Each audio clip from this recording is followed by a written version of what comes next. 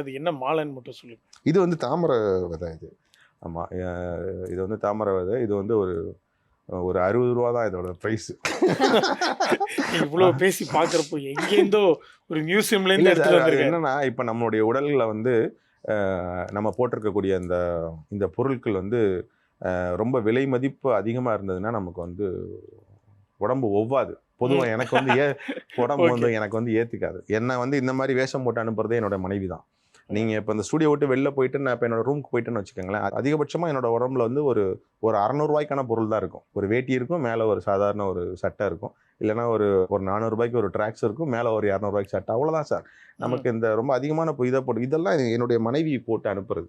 இந்த மாதிரி ஓகே. விஷயங்கள்லாம் டிசைன் பண்ணி அனுப்புறதே வந்து நீ போகும்போது இந்த மாதிரி வாட்ச் தான் கட்டிட்டு போகணும், இப்போ இதெல்லாம் போட்டுட்டு போகணும், நீ அங்கே போய் உட்காந்துருக்கும்போது ஸ்டைலிஸ்டே உங்க வைஃப் தான். ஆமாம், ஃபுல்லாக அவங்க தான் சொல்லி அனுப்புவாங்க. அதுலேயும் ரொம்ப முக்கியமாக இந்த தாமரை விதை பார்த்தீங்கன்னா இது வந்து பயோடிகிரேடபிள்.